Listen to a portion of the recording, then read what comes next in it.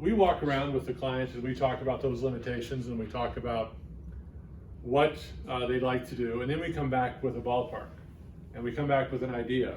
They want a new kitchen.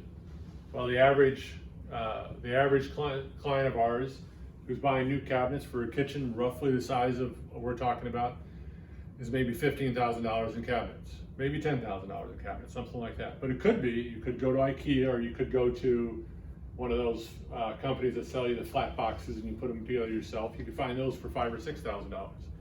And then you get in there, do you want, what kind of quality you're interested in? Is it for a rental property? Is it for your kid's bathroom? Is it for something that's going to get destroyed in 2 years? Or is it something that you want around and have value from in 10 or 15 years or something like that, or 20 years or whatever it is? So you decide and you think about the quality that you want for that. The appliance package. The appliance package, you can look and you can see that you can do, your Home Depot special or whatever, the 30-inch stove and the dishwasher and the fridge for $4,000.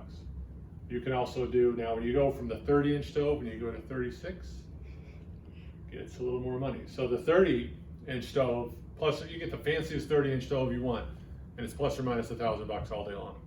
You go to 36, it's a minimum of $3,000 and probably closer to $5,000. Now, if it has a W and an O and an L and an F on it, it's $10,000. So it's all those things accentuate where your budget's going to be. So we start with a budget. Are you going to be in the $10,000 to $15,000 range?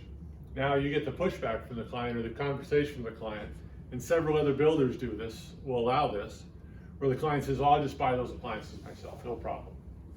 And so the builder will say, that's fine, he just has to put extra money someplace because he has no idea what you're going to buy.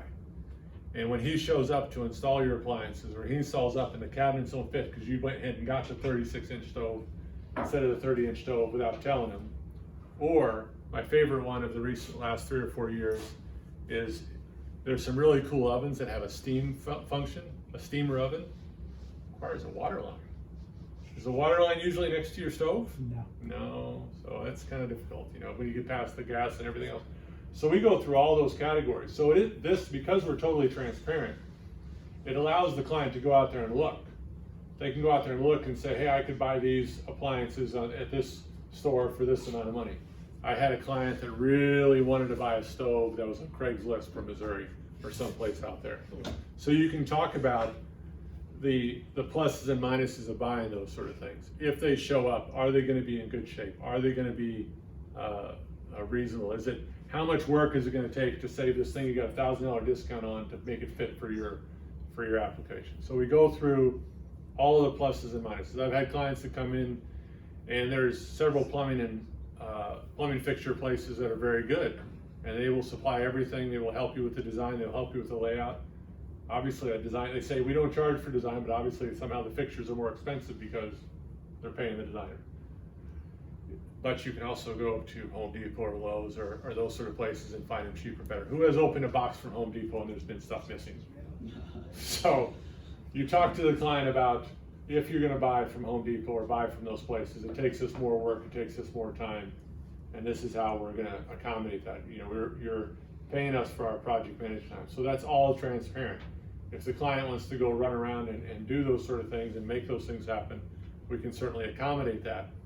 It's just either more hours of management for us or less hours of management for us to put it together. So in the end, we present them with an idea, a range of cost, and we help them drill down to what they exactly want. Do they need the higher end stove? Do they need the simple trim? Are they going to be fine with vinyl windows?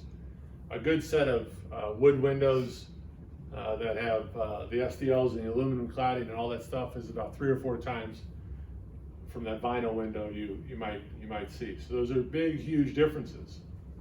And I have, as I tell my clients all the time, when I was young and in that situation, if the client didn't ask, I wasn't going to tell them that there was a different markup for the vinyl windows to the wood windows. So I'd say, hey, I'll give you a 10% discount or a 20% discount on the vinyl windows, when in fact I'm making 50% more on the vinyl windows than I was on the wood windows or something like that. So the transparency helps protect the client all the way through.